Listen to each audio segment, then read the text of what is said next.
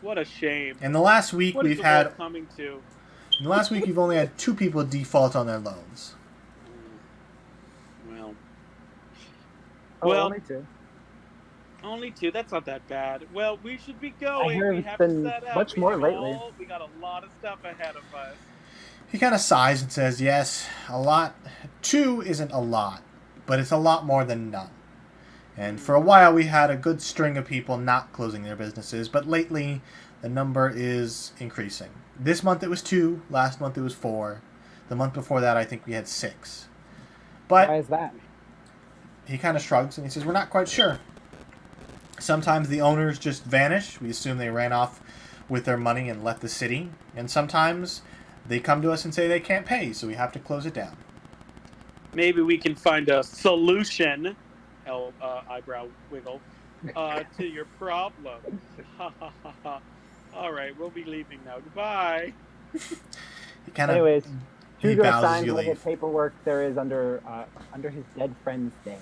All right.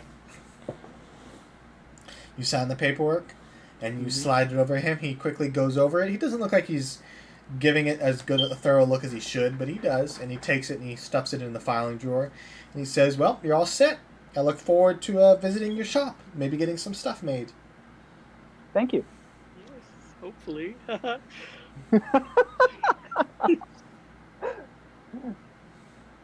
All right. So you guys leave the Better Business Bureau, and you head back. Hugo gives Mars like 25 gold. All right. Oh, thank. When we walk out, I will say as loud as I can, wow, I'm so glad we were able to get everything in line so that we can now open our cool new blacksmithing shop. The greatest blacksmithing shop the world has ever seen. As you're leaving, you see the secretary kind of recoil at you talking loudly and kind of gesture for you to be quiet. Fucking library. Can I sleight of hand something under her desk? Yeah, you can try. Out of 5. Okay, what are you I trying to want sleight of hand? The wad of candy I have. Oh, from the brothel. You still have that? I do. You kind of gently set it on her desk and begin to slide it towards her before she slams her hand on top of yours and just gives you the stink eye. That's for you, ma'am. As you pull your hand back, it gets stuck to her hand for a moment and she kind of shakes it off. I run. You break into a sprint as the rest of you just kind of watch Octavian just run out of the building. As a couple people just kind of turn their heads and look at you like, what is your friend doing? I'm so sorry for my friend. He's a bit of theatrical. We never know what he's doing. Well, goodbye. Played many shows. Goodbye. Have a great day. Hugo rushes out. All right. So are you guys going back to the tavern to pick up Dante, or are you heading back to your business? Let's go to the business. All right. You make your way back. It doesn't seem like anybody has approached the building. Most people just keep walking by it, going to the bakery and the clothing shop. But as you kind of approach the door, you see from the bakery a nice-looking gentleman, handlebar mustache, a little heavy on the heavy side. He kind of comes out and he says, "Are you the ones who bought the property?" We are. That is correct. Are you Are you here to congratulate us? Kind of sticks his hand out and says, "My name's Bruno. I run the bakery." Oh, nice to meet you, Bruno. Lovely meeting you. He goes, "So, what do you be selling?" Stuff, things, Weapons. doodads. Kind of raises an eyebrow. Weapons and I pulled out one of doodads. the novelty mugs. We're opening up a full. I'm a smith. I also work leather. They call you more than just weapons. I'm a mug craftsman. I pull out one of the novelty mugs. I make mugs. He kind of pulls back and kind of to look at the mug and looks back at you. Says, "Well, if you think you can make a business out of that, just don't default on your loans. We won't. He goes, well, if you're ever hungry, the bakery's open most of the time. Oh, I'm sorry. I don't eat. He kind of looks you up and down and says, well, maybe you should. Bread. He doesn't eat bread. I'm Well, gluten free. we've got cakes and we've got some gluten-free stuff. It's not as tasty, if I'm honest, but it does the trick. Mm. Mm. Mm. Insight check. Make an insight check. 12. You get the idea that he might not be telling the truth. Mm.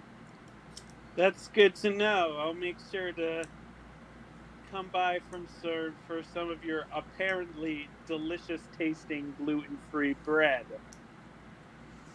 He kind of gives you a thumbs up and says, well, yeah, I better get back to work. And he turns around and heads back to his bakery. You should. That man is lying to us. He's telling us his bread tastes good, but it doesn't. Thank you, Octavian,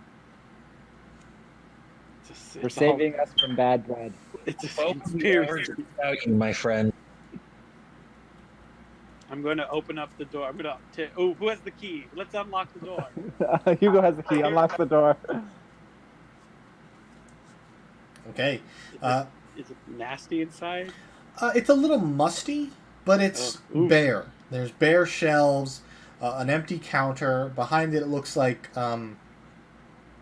just a back room and some curtains. It looks like they took whatever used to be here and removed it, but it's a fairly nice building. It's kept in good shape. I will open up the windows.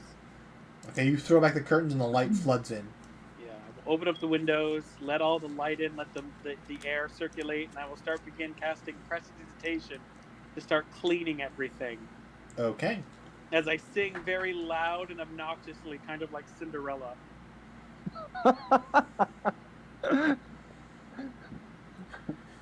As you do this, you hear a gentle knocking at the door. I scream.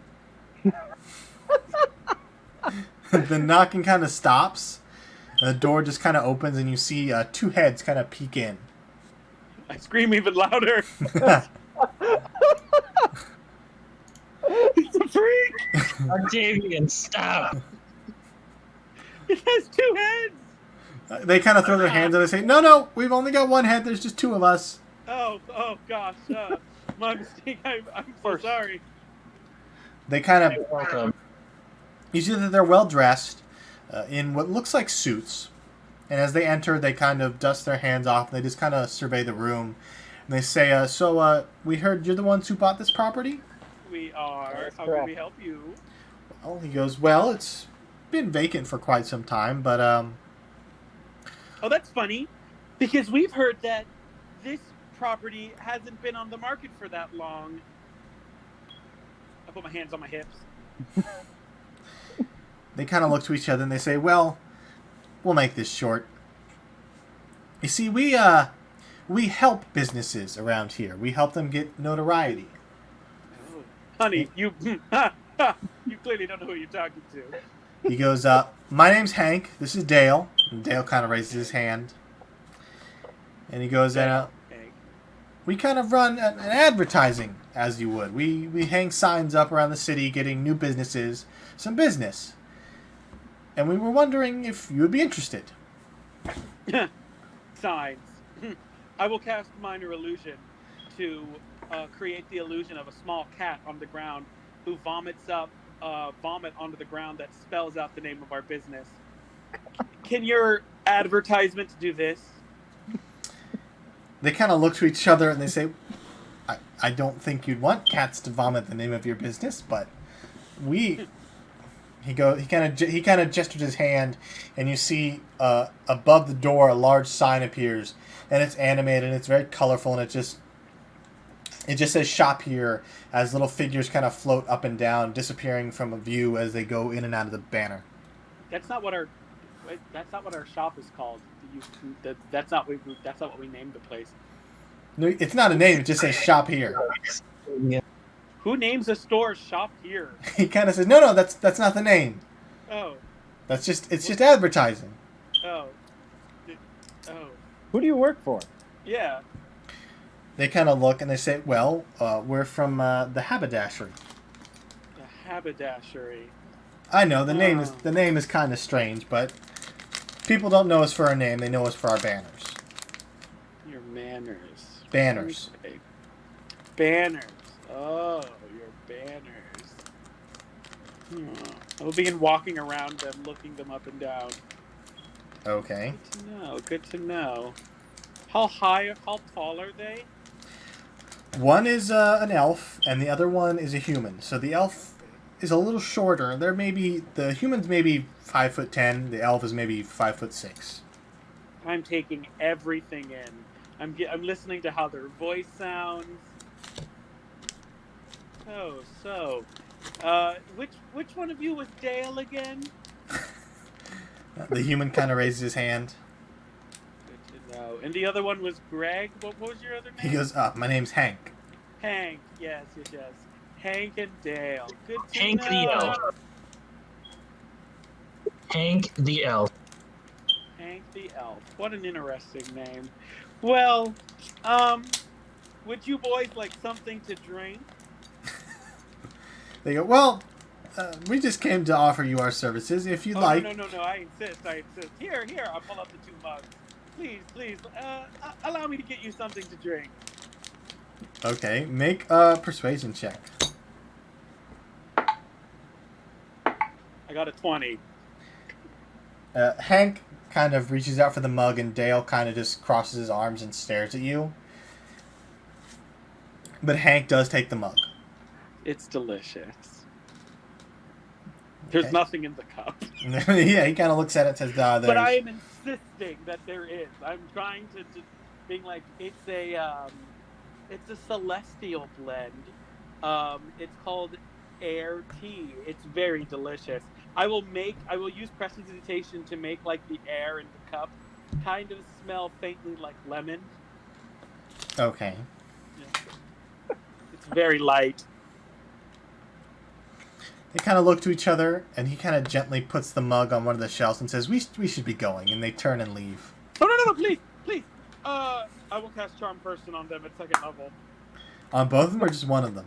Both of them. 2nd level lets me cast it on 2 people. All right. What's the save? They got to beat a 15 each. What, wisdom, dex? Wisdom. Oh, wait, no, sorry. Okay. I know that, so the charmed boy, the elf, he has advantage on being charmed, so I'd like to use my unsettling words to give him to minus him from the save. All right. I'll say to him, no, I insist, you should really drink. You look really dry and dusty. He has, how much is he minusing? 2. Well, let's see. You rolled the same thing twice. So you see that the spell kind of take effect on him, but Dale, the human, you see him kind of his eyes kind of glaze over for a second before he snaps at him and just kind of shoots daggers at you, and he says, "We should be going." And he grabs Hank by the arm and pulls him outside. Where are you going? Hank, please don't leave, Hank.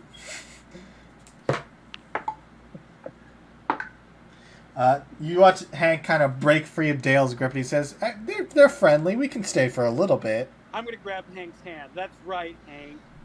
That's right. We're such good friends, Hank. Please, come, sit. Tell me, Hank, tell me about yourself. He kind of, just goes, well, I was born in Dextros. Oh. My mother was a seamstress, and my father was a blacksmith.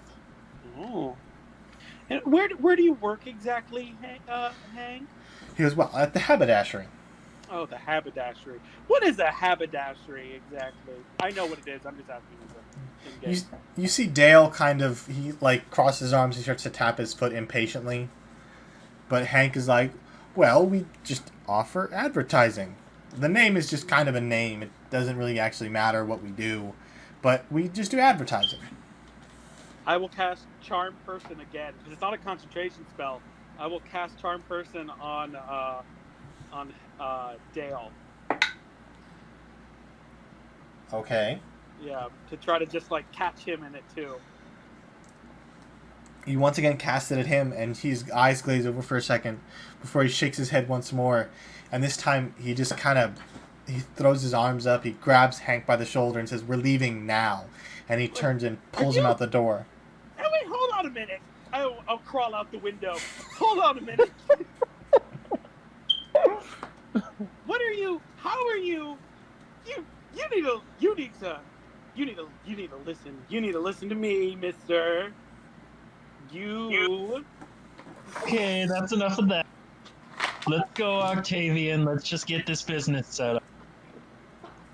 I will say to, because I still have Dale. No, Hank.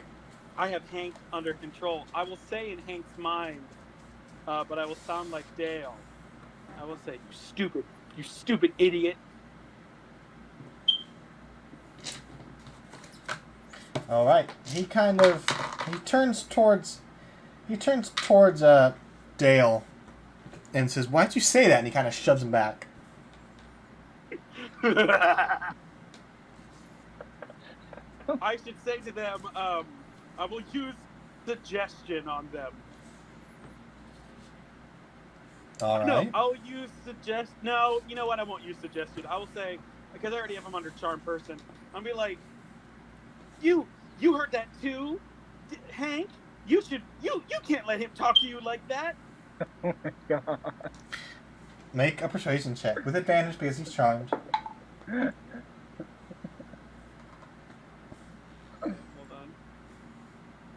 on. Both 20s. 20s. He goes, "Yeah, he shouldn't say that." And he turns around and just clocks Dale across the jaw. Oh my god. You watch as Dale kind of reels back from it and stumbles back a bit onto his butt in the middle of the street. And he just kind of shakes his head and he looks towards you and says, "You're going to pay for that." And he gets up and starts running off. Oh, he's running away from me? He's running away. All right, I'll cast. I will cast Tasha's Hideous Laughter on him. Okay, what's the save he has to make? He has to do a Wisdom save. He rolled a 4. Yes. He will fall to the ground laughing. He gets about 10 feet away before you see him clutch his stomach and just begin cackling madly. You see people kind of like get a little shocked by this and kind of pull back as they go around him in the street, and he just falls prone, laughing hysterically. I will scream and I'll be like, "Oh my gosh, Dale!" Or no, Hank. Who's the one that I have? Hank. Hank, your friend. He seems to have been stricken with some sort of madness. Please bring him inside. We'll be able to help him. All right, Hank just nods and kind of grabs Dale by the shoulders. Like, Octavian, what are you doing? What are you doing? Octavian, Dale, it's going to be fine. It's going to be okay. This laughing fit of madness, we'll be able to fix you. And he kind of... You're such a good friend. Hank drags Dale back into the shop. All right, I'll lock the door behind me. Mark just turns to Hugo and says, "This is pretty par to course." I will lock the door behind me. What is he trying to do? Apparently, we're kidnapping these two haberdashery guys. This is not going to bring business. No, it's fine. I'll close the windows, lock the door, and then I'm going to say in Dale's voice out loud, "You really shouldn't have fucked with us, Dale." You see Dale, his eyes are just wide as he's just cackling to himself, frantically like clutching at his chest as he's just panicking, looking around the room. You shouldn't have fucked with us, Dale. But now you're going to get the fucking.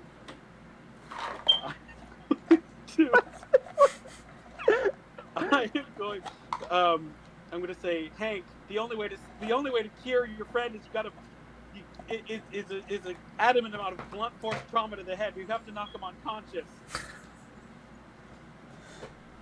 Okay. He kind of looks at you curiously and says, "If that's what you think will help." It's the only way, Hank. It's the only way. And he just begins laying into Dale and just punching him in the face until Dale stops laughing and just kind of falls silent on the ground. His nose is broken, he's missing a few teeth, and he's just sitting there, eyes closed. I will come over to Hank, and I will put my hand on his face, like caressing his jaw, and will be like, "Good, Hank, good. He's helped now. Now, please do come back over and tell me more about the haberdashery." Okay. He kind of comes back and he sits down next to you. I'm going to cast Zone of Truth. All right. Yeah. So, Hank, do tell me about the haberdashery. Does it go by another name? He kind of smiles and says, "No, it's just called the haberdashery." I have a question. We've opened up a business. I've heard about some place known as Iron Solutions. Do they, are you associated with them? He kind of looks to the ceiling for a moment, then looks back at you and says, "I hear we pay them as protection money, but I don't think we're directly linked to them." Oh, so you don't work for them exactly. We just kidnapped and beat up 2 innocent people. Get the ring out, Mars. Oh! No, I'm kidding. I will say, I will kind of go like, okay. Well, do you know where they? So they protect you guys. We would like the same protections. How would we get in contact with them? He goes, "Well, they just kind of find you. They just showed up at our business one day and said that if we wanted to keep working, we had to pay them." Okay. Well, tell you what. You're so helpful. I'm so glad you were able to help me. If you could, I'm gonna kind of walk over to Dale. You should definitely take your friend back home. Also, I have a question. Yeah. Just, are you guys just business partners, or are you guys like a little more than that? He goes, "No, we're just business partners." All right, that's a shame. All right, kind of help him pick up Dale. He kind of Cuban's fireman. gonna heal Dale. Yeah, I'm gonna do that real quick. No, don't heal him. He'll come back to a consciousness. We don't. I'll say this to you guys in your minds telepathically. Don't heal him. He'll come back to consciousness. We want him as far away from here when he comes to. All right. All right. Well, Hank, you've been a pleasure. We need to think about having you guys be our advertising guys. We still have to figure out what we want to call the place, but you guys will be our first option when we want to buy. What a great way to start a business partnership. Right? Here He you kind go, of smiles, and he says, "Well, we look forward to hearing from you. I'm going to take Dale home now." All right, Hank. In about an hour, you're probably gonna, some things will become a little bit clearer, and I'm gonna hand him 20 gold pieces. But hopefully this will convince you otherwise. All right, buddy? He gives you a thumbs up, takes the coin, and with Dale over his shoulders, heads back out into the street. I will turn back to the group. Well, that went perfect. We are going to get arrested. No, we're not. I already knew Iron Solutions was gonna come to us as soon as we open a business. What is the name of our business? What should we name it? Oh, what should we name it? Let's call it the best blacksmith ever, and in tiny parentheses, the Ironer Solutions. We also All right. sell mugs. We also sell mugs, yes. That'll be hanging from another sign, kind of, swinging off the bottom. A little mug-shaped sign that says we also sell mugs. All right. And that is where we'll end it for today. Okay.